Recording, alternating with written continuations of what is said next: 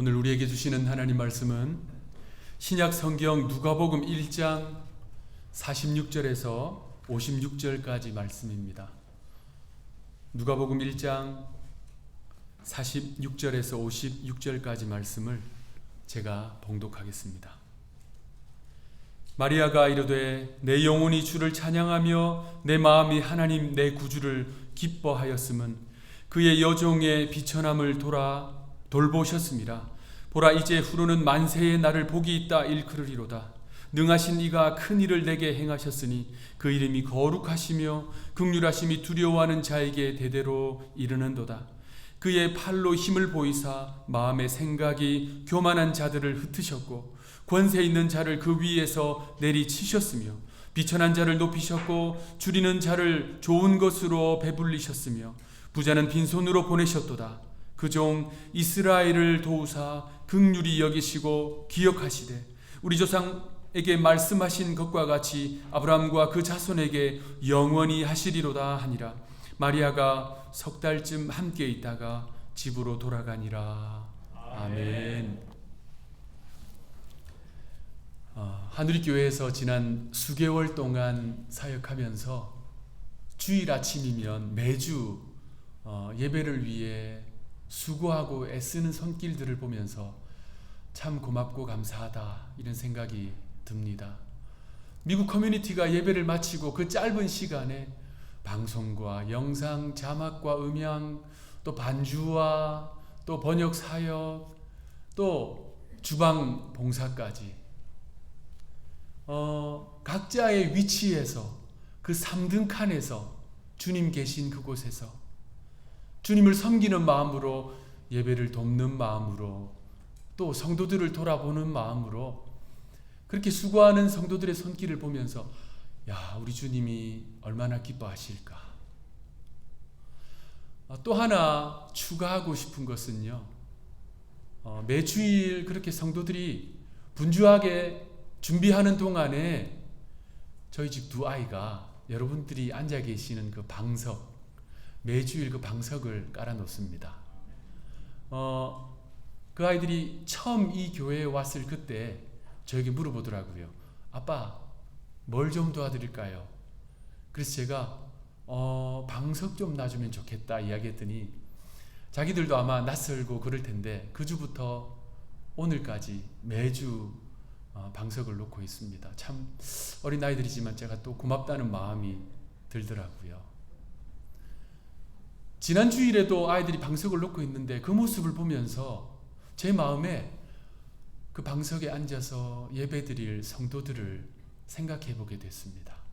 그러니까 목사도 방석도 그 자리에 앉아서 예배드릴 성도들을 기다리고 기대하고 있구나. 무엇보다 우리 하나님께서 기다리시고 기대하고 계시구나. 이런 생각이 들었습니다. 그러면서 불현듯 어떤 시인의 시 한 편이 떠올랐어요. 서울 중앙대 교수를 지낸 시인 구상 교수. 본명은 구상준인데요. 그분의 꽃자리라는 시입니다. 제가 그 시를 한번 읽어드릴게요. 꽃자리 구상. 반갑고 고맙고 기쁘다. 앉은 자리가 꽃자리니라. 네가 시방 가시방석처럼 여기는 너의 앉은 자리, 그 자리가 바로 꽃자리니라. 앉은 자리가 꽃자리니라. 앉은 자리가 꽃자리니라. 네가 시방 가시방석처럼 여기는 너의 앉은 그 자리가 바로 꽃자리니라. 나는 내가 지은 감옥 속에 갇혀 있다. 너는 네가 만든 쇠사슬에 매여 있다. 그는 그가 엮은 동아줄에 엮여 있다. 우리는 저마다 스스로의 굴레에서 벗어났을 때 그제사 세상이 바로 보이고 삶의 보람과 기쁨을 맛본다. 앉은 자리가 꽃자리니라. 네가 시방 가시방석처럼 여기는 너의 앉은 그 자리가 바로 꽃자리니라. 정말 깊은 성찰을 이끌어내는 좋은 시인 것 같아요. 이 시인 구상준 교수는 지금은 돌아가셨지만 독실한 기독교인입니다. 그렇습니다. 여러분이 앉아 계신 그 자리, 여러분의 삶의 자리, 여러분의 가정, 여러분의 직장과 사업처, 일터, 그곳이요, 조금만 잠잠히 생각해 보면 하나님께서 나를 위해 준비하시고 허락해 주신 향기 나는 꽃자리라는 사실을 알게 됩니다. 우리 그러한 마음으로 확신 있게 앞뒤에 계신 분에게, 여러분 뒤에 계신 분, 앞뒤에 계신 분에게 이렇게 한번 이야기해 주십시다. 그 자리가 집사님의, 장로님의, 권사님의 꽃자리입니다. 이렇게 한번 바라보면서 인사해 줍시다.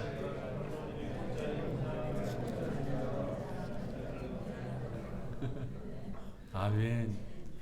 그렇습니다. 여러분이 지금 앉아 계시는 그 자리가 은혜의 자리, 복의 자리, 응답의 자리, 우리 주님을 만나는 자리인 줄로 믿습니다. 그래서 때로는 좀 피곤해도, 때로는 좀 힘들어도, 때로는 가시방석처럼 여겨져도 이 자리가 귀한 줄 알아서 우리가 주님 앞에 달려 나오는 것이거든요. 오늘 그 자리에 앉아 계신 여러분들에게 우리 주님께서 은혜 주시고 응답 주시고 만나 주시는 축복이 있기를 축원합니다. 우리는 지금 대림절을 보내고 있습니다. 대림절은 주님이 오시는 성탄을 기다리는 교회의 절기지요. 그러니까 대림절의 키워드는 예수님과 기다림입니다. 그래서 오늘을 시작으로 12월 26일 성탄감사 주일 예배까지 4주간 주님 오심을 기다리며 라는 주제로 시리즈로 말씀을 전하고자 합니다. 특별히 누가복음 1장 2장 말씀을 좀 깊이 있게 살펴볼 것인데요.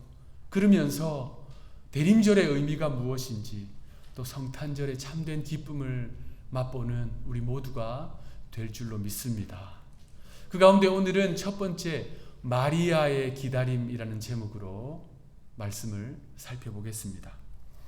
우리가 살아가는 오늘날은요, 과거 역사 속의 그 어느 시대보다도 빠름을 추구하는 시대입니다. 빠른 것, 속도, 시간을 돈으로 환산하면서 분과 초를 쪼개어가면서 자신의 삶을 분주하게 살아가는 현대인들이 가장 피하고 싶은 것, 그것은 기다리는 거예요. 기다리는 거 다들 싫어합니다. 그래서 무슨 일이든 짧은 시간 내에, 빠른 시간 안에 자신이 원하는 결과를 얻고 싶어 합니다. 이렇게 빠른 것을 추구하는 것은 현대인들의 공통적인 모습인 동시에 특별히 우리 한민족의 민족적 특질입니다. 저를 포함해서 우리 한민족이 자주 사용하는 말이 있지요. 뭐죠? 벌써 대답하십니다. 빨리빨리, 빨리빨리. 이런 말을 우리 한국인들이 빨리빨리를 많이 사용한다는 것 전 세계적으로 이미 널리 알려져 있습니다. 간혹 그런 분이 있어요. 나는 빨리빨리라는 말 잘 안 쓰는데? 그런 분이 간혹 있어요. 우리 교인들 가운데 있으실 수도 있습니다. 그래서 잘 들어보면 정말 빨리빨리라는 말 잘 안 쓰세요.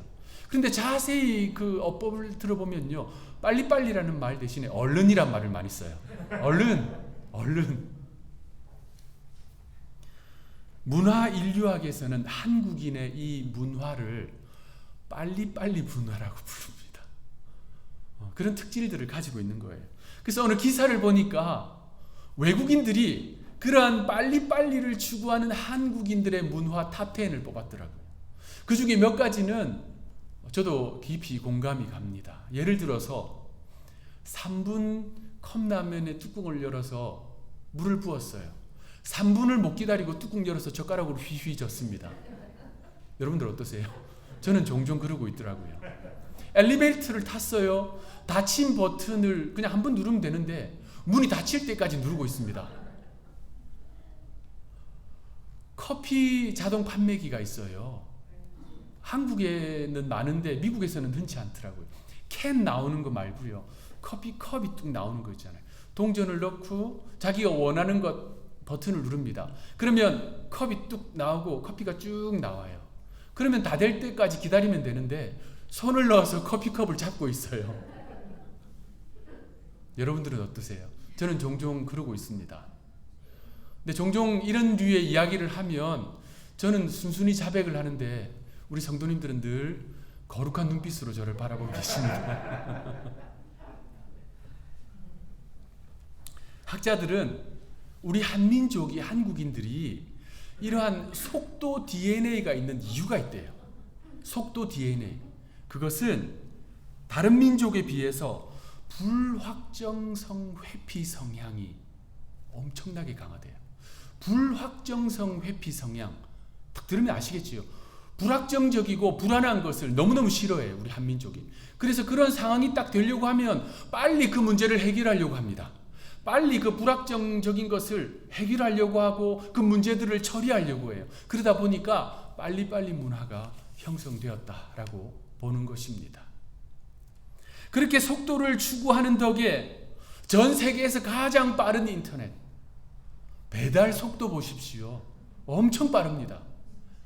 그리고 역사적으로 보아도 엄청나게 빠른 경제 속도, 경제 성장 속도 이루어냈잖아요. 그런데 반면에 건축에 있어서 어려움이 있었고요. 또 교통사고는 얼마나 많습니까? 이러한 어려움들이 상존해 있는 것이지요. 빠른 것이 좋을 때도 있지만 속도로 모든 것을 다 평가할 수는 없는 노릇입니다. 조금만 생각해 보면요, 우리의 일상과 일생은 온통 기다림의 연속이에요. 사소한 것 같지만 운전을 할 때 신호를 기다려야 합니다. 우리 성도 가운데 어떤 분이 건강검진을 하셨대요. 결과가 나올 때까지 기다려야 돼요. 2주 전에 우리 추수감사절을 보내면서 추수감사 감사바구니를 여러분 가져오셨잖아요. 얼마나 풍성하게 감사하게 잘 보냈습니까? 우리 성도 가운데 어떤 분이 저한테 그런 이야기를 하셨어요. 목사님, 이거 제가 다 키운 겁니다. 저도 시골에서 나고 자라서 농사를 조금 아는데요. 밭에 씨를 뿌렸다고 금방 싹이 나고 열매가 맺습니까? 농사는 정말 기다림의 연습입니다. 많이 기다려야 돼요. 낚시는 어떤가요? 우리 성도 가운데 낚시 좋아하시는 집사님들이 몇 분 계세요. 낚시하러 가면 낚시바늘에 미끼를 끼우고 낚싯줄을 바다에 던지면 바로 물고기가 올라오나요? 가끔 눈먼 물고기가 물기는 합니다만 그 자리는 정말로 기다림을 연습하는 장소입니다. 그러니까 우리의 삶을 보면요, 범사가 기다림의 훈련입니다. 우리 인간의, 우리 사람의 나고 자람이 기다림입니다. 태 속에서 수개월을 기다려야 합니다. 그 아이가 태어나면요, 옹알이 할 걸 기다려야 되고 걸음마를 할 걸 기다려야 됩니다. 학교를 보냈어요. 어엿한 사회인이 될 때까지 기다려야 됩니다. 그러면 끝인 줄 알았는데 직장을 찾는 걸 기다려줘야 되고 배우자를 찾는 걸 기다려줘야 됩니다. 그리고 자신의 사명을 발견해서 그 길을 가는 것을 기다려줘야 합니다. 그리고 그것이 끝난 게 아니에요. 아직도 많은 기다림이 남아 있습니다. 그러니까 기다림이라고 하는 것은 우리 삶 전체를 아우르는 삶의 양식이에요. 삶의 방식입니다. 무엇보다 중요한 우리의 믿음. 이 믿음은요, 절대로 인스턴트가 아닙니다. 우리가 믿음의 길을 걸어간다는 것은, 우리가 신앙생활을 한다는 것은 한마디로 기다리는 연습을 하는 거예요. 성경에 보면요, 성경에는 온통 기다린 인물들입니다. 여러분, 요셉은요, 자신의 꿈이 이루어질 때까지 기다려야 했어요. 생각도 못하고 기대도 하지 않은 장소에서, 형들에게 떠밀려 빠진 구덩이에서, 누명을 뒤집쓰고 들어간 감옥에서 그는 기다려야 했습니다. 모세는 40년간 미디안 광야에서 기다려야 했습니다. 다윗은 쫓아오는 그 사울의 칼날을 피해서 10년간 기다려야 했습니다. 이러한 기다림은 성경을 믿는 믿음의 사람들의 행적에도 그대로 드러납니다. 영국의 존 버년, 그는 영국의 국교를 받아들이지 않는다는 이유로 베드포드 감옥에서 12년 동안 갇혀 있었습니다. 참혹한 그 기다림의 시간 속에서 그는 철로 역정이라고 하는 역작을 써냈지요. 도스토옙스키는 어떻습니까? 그 추운 시베리아 수용소에서 갇혀 있었습니다. 그는 그 고통의 시간을 보낸 이후에 전 세계적으로 인정받는 대문호가 되었습니다. 이들에게 기다림의 시간은 정말 한치 앞을 할 수 없는 캄캄한 시간, 어두움의 시간, 그늘진 시간이었습니다. 그런데 여러분, 저의 삶에, 여러분의 삶에 그러한 한치 앞을 알 수 없는 그늘진 시간이 있다면 그 그늘은 바로 하나님의 손 그늘이라는 사실을 기억하시기 바랍니다. 하나님은요, 때때로 우리에게 가르치시기 위해서, 우리를 훈련하시기 위해서, 우리로 하여금 기다림을 연습하도록, 우리로 하여금 잘할 수 있도록 하나님의 손 그늘 아래로 우리를 모으십니다. 그리고 우리가 충분히 배우고 성장할 때까지 하나님은 그 손을 거두지 않으십니다. 기다림의 시간, 그늘진 시간, 그 시간이 성장의 시간이라는 사실은 하나님이 만드신 창조 섭리 안에도 그대로 적용됩니다. 추운 겨울을 견디고 난 나무와 식물에서 꽃이 핍니다. 여러분, 식물학에서는요, 한낮에보다는 어두운 밤 시간에 식물이 더 성장한다고 합니다. 낮에는 광합성을 통해서 영양분을 축적해 놓는데요. 그런데 어두운 밤, 그늘진 시간이 되면 식물이요, 잎을 더 키운답니다. 가지가 더 자란답니다. 순이 더 자라올라 커진다고 합니다. 그러니까 그 어두움의 시간, 그 그늘진 시간, 하나님의 손 그늘 시간이 자연 만물뿐만 아니라 우리를 자라게 한다는 것이에요. 기다림의 길이가 쓰임의 길이를 결정한다. 다시 말씀드립니다. 기다림의 길이가 쓰임의 길이를 결정한다 라는 지혜자의 말을 우리는 경청할 필요가 있습니다. 그런데 우리가 성경을 쭉 살펴보면요, 진짜 중요한 기다림이 있어요. 그 중요한 기다림이 창세기에서부터 요한계시록까지 성경 66권을 관통한다는 사실을 우리는 발견할 수 있습니다. 창세기는요, 에덴 동산에서 아담과 하와를 유혹해서 죄에 빠뜨린 그 뱀의 머리를 짓밟을 후손을 기다리라는 말씀을 주십니다. 아브라함과 하와는 약속의 아들을 기다렸습니다. 애굽의 압제하에 있던 야곱의 자손들은 그들을 출애굽시킬 지도자를 기다렸습니다. 바벨론의 포로로 끌려간 이스라엘 백성들은 해방의 날, 자유의 날을 기다렸습니다. 구약 성경 마지막 말라기에는요, 하나님이 보내실 그 선지자를 기다리라 말씀하고 있습니다. 성경 전체의 그 수많은 기다림이 이제 결실을 맺게 되었습니다.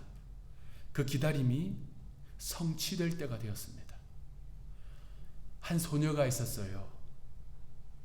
처녀라고 부르기도 하지만 소녀라고 해야 보다 정확합니다. 이제 12살 되었거든요. 그 소녀가 살던 당시에는 12살부터 약혼을 했습니다. 그리고 10서너 결혼을 했지요. 그런데 그 어린 소녀가 감당하기 힘든 어려운 일을 경험합니다. 선조들로부터 말로만 들었던 천사를 만나게 됩니다. 그 천사가 소녀에게 찾아와서 이야기합니다. 은혜를 입은 여인이여, 평안하소서. 하나님께서 당신과 함께 하십니다. 이 소녀는 천사의 등장에 너무나도 놀랐습니다. 그리고 그 천사가 하는 말에 더 놀랍니다.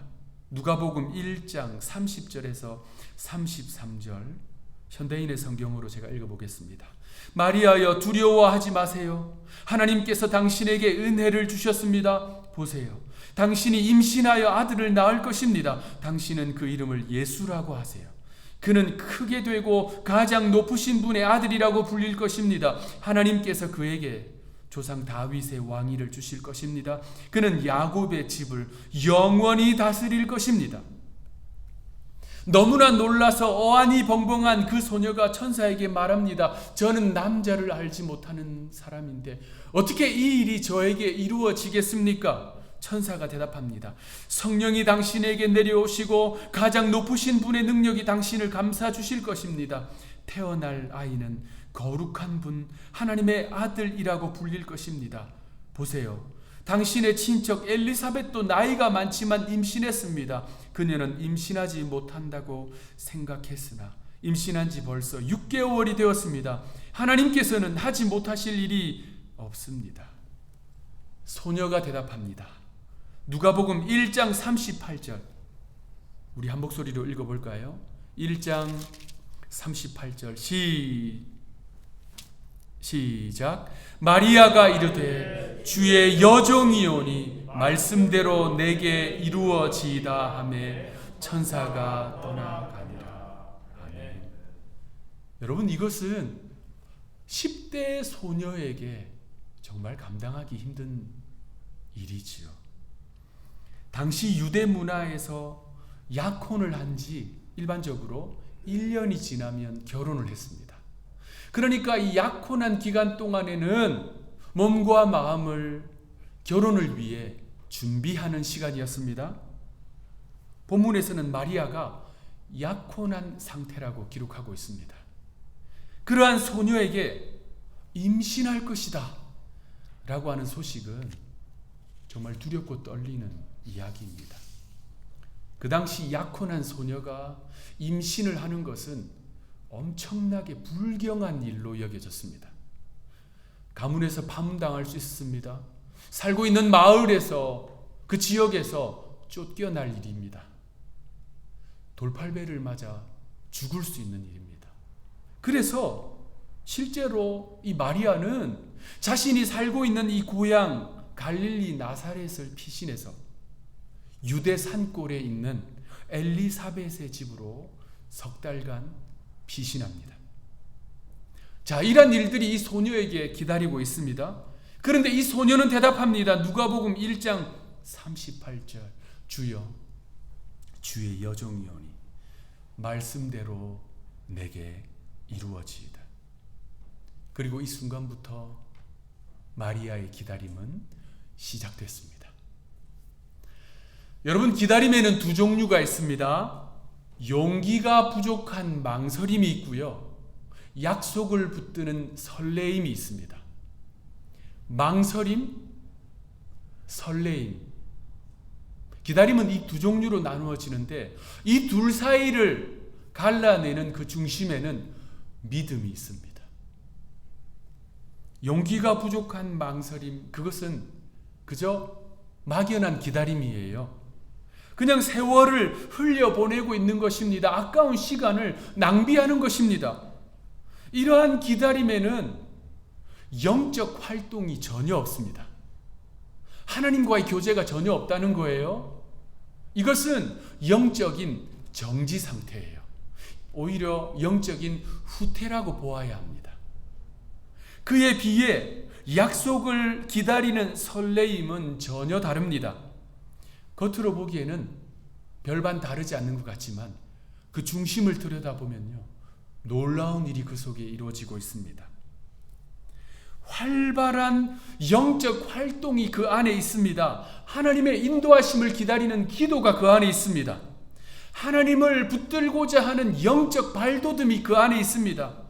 캄캄한 순간이지만, 어두운 순간이지만, 그늘진 순간이지만 하나님을 바라보기 때문에 영적인 성장이 그 안에서 이루어지고 있습니다. 이러한 기다림은 믿음과 같은 말, 다른 단어입니다. 우리는요, 믿음이라고 쓰고 기다림이라고 읽을 수 있습니다. 기다림, 이러한 기다림이 믿음인 이유에 대해서 영성가 헬리나우에는 이렇게 이야기합니다. 기다림은 씨가 땅에 심기었다는 믿음, 지금 무언가 시작되었다는 믿음, 어둠 속 대지에서 하루하루 커 나간다는 믿음, 푸른 새싹이 자라고 있다는 믿음이다. 그래서 기다림은 믿음의 다른 말입니다. 그러한 측면에서 이 마리아의 기다림은 믿음의 기다림인 거예요. 아무것도 하지 않는 망설임이 아닙니다. 하나님의 신실하신 성품을 붙드는 믿음의 기다림입니다. 하나님의 약속의 말씀을 붙드는 믿음의 기다림이라는 말입니다. 여러분의 삶에 그러한 믿음의 기다림이 있습니까? 그늘진 시간이라서 아무 변화도 없는 것 같지만 여러분 안에 영적인 활동이 있다면, 하나님을 붙들고자 한다면, 그러한 영적인 발돋움이 있다면, 주님의 뜻을 붙들고자 하는 그 안간힘, 발버둥이 있다면 그것은 망설임이 아니라 하나님의 약속을 붙드는 설레임이라는 것이에요. 마리아는 바로 그러한 기다림을 지금 하고 있습니다. 그러한 마리아의 기다림은요, 기도가 되었어요. 그리고 노래가 되었습니다. 그리고 그 영혼 깊은 곳에서 하나님을 향해서 용솟음 치는 찬송이 되었습니다. 오늘 본문이 마리아의 찬가라고 불리웁니다. 바로 마리아의 그러한 기다림이 어떻게 찬송이 되었는지 우리에게 잘 보여주고 있습니다. 우리 시간에 그 마리아의 마음으로 오늘 본문 한 절씩 저와 교독하시겠는데요. 제가 46절, 여러분들이 47절, 55절을 합독하도록 하겠습니다. 46절 제가 읽겠습니다. 마리아가 이르되 내 영혼이 주를 찬양하며 내 마음이 하나님 내 구주를 기뻐하였음은 그의 여종의 비천함을 돌보셨습니다. 보라, 이제 후로는 만세의 날을 복이 있다 일컬으리로다. 능하신 이가 큰 일을 내게 행하셨으니 그 이름이 거룩하시며 긍휼하심이 두려워하는 자에게 대대로 이르는도다. 그의 팔로 힘을 보이사 마음의 생각이 교만한 자들을 흩으셨고 권세 있는 자를 그 위에서 내리치셨으며 비천한 자를 높이셨고 줄이는 자를 좋은 것으로 배불리셨으며 부자는 빈손으로 보내셨도다. 그 종 이스라엘을 도우사 긍휼히 여기시고 기억하시되 우리 조상에게 말씀하신 것과 같이 아브라함과 그 자손에게 영원히 하시리로다 하니라. 아멘. 이것은 주님의 약속의 말씀을 붙드는 설레임 가득한 마리아의 기도요, 노래요, 하나님을 향한 찬송인 것입니다. 그 어린 소녀 마리아는요, 두려울 수밖에 없는 그 상황, 이해되지 않는 그 상황, 그러나 천사를 통해서 자신에게 말씀하신 그 하나님의 약속의 말씀을 붙들었습니다. 그리고 믿음의 기다림을 기다리고 있는 것입니다. 대림절을 보내고 있는 사랑하는 성도 여러분, 주님의 응답과 인도하심을 기다리고 있다면 먼저 조급함을 내려놓으십시오. 하나님의 때와 하나님의 방법을 기다립시다.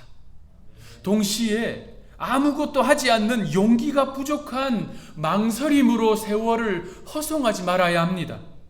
하나님의 신실한 성품과 약속을 부여잡는 설레이는 믿음을 주시도록 주님 앞에 간구하십시오. 여러분의 그 기다림이 마리아처럼 기도가 되고 노래가 되고 하나님을 향한 찬양이 되기를 바랍니다.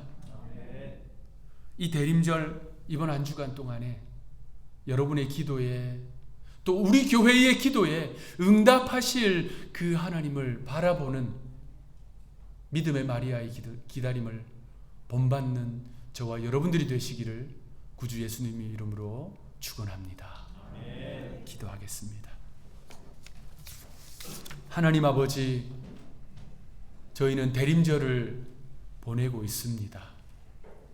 무엇보다도 기다림이 무엇인지 깨닫고 배우고, 또 특별히 오늘 본문에서 마리아가 망설임이 아닌 설레임으로 약속의 말씀을 붙들고 기다리며 기도하며 하나님을 향해 찬양했던 그 모습을 본받습니다. 사랑하는 우리 성도들 하나님 앞에 오래도록 기도해온 기도 제목이 있는 줄로 믿습니다. 주님의 때와 주님의 방법을 믿음으로 기다리게 하여 주옵소서. 우리 교회가 하나님의 때, 하나님의 역사하심, 하나님의 일하심을 믿음의 눈을 들어 기다리는 대림절을 보내는 은총의 공동체 되게 하여 주옵소서. 감사하옵고 우리 구주가 되시는 예수님의 이름으로 기도하옵나이다. 아멘.